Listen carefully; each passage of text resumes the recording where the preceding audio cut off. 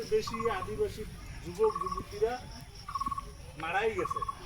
মানে আমার বয়সী হিরেলালের বউ, হ্যাঁ, এবং এখানে বুধদা তো আছে, আরো অনেকে নাই, তাই না রে বুধদা?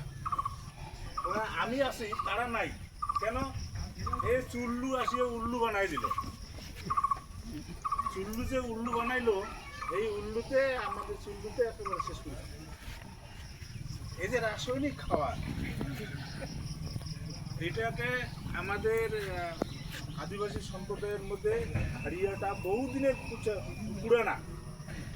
এইটা খেয়ে মানুষ কিন্তু এত তাড়াতাড়ি মরে নাই।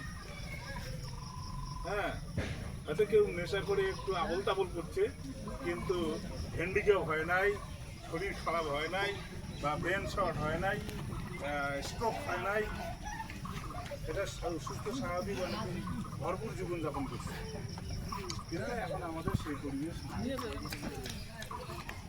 সেজন্য সেন্ট্রাল গভর্নমেন্ট, ভারতবর্ষে আমাদের মানুষ সবাই আমরা আদিবাসী, আমাদের অতীত ইতিহাস আছে। আমরা আত্মনির্ভরশীল ছিলাম, মাঝখানে উঠে গেছে, আবার আত্মনির্ভরশীল আমরা। মানে এই যে মাটির থেকে আমরা বিতুরি ধান আবাদ করতাম না, জানেন? বিতুরি ধান, আউশ ধান, ভাদই ধান, ভাদই ধান, তাই না? এমনি ভাত স্বাদ লাগতো, পান্তা ভাত, শুকনো লঙ্কা। এখনকার ভাত কিন্তু মাংস দিয়েও স্বাদ লাগে না। হ্যাঁ, তার মানে খাদ্যগুণ নাই। এটার কারণটা হচ্ছে আমরা বেশি লাভে গেছি, তার জন্য আমাদের শারীরিক ক্ষতি হচ্ছে। এটাকে ফিরিয়ে আনার জন্য, মানে অনেকক্ষণ উনি বললো, আমিও বেশিক্ষণ বলবো না, সংক্ষেপে বলি।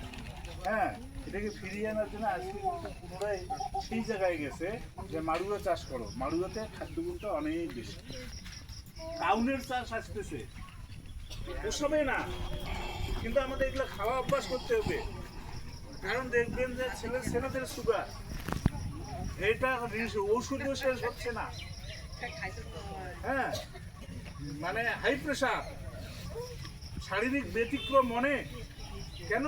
এই রাসায়নিক বিক্রিয়ার পর আমরা খাচ্ছি, আর এটা দিয়ে ভিতরে বিক্রিয়া ঘটাচ্ছে, আর এর জন্য আমাদের বিবিধ প্রবলেম দেখা দেওয়া, অসুবিধা দেখা দেওয়া হচ্ছে।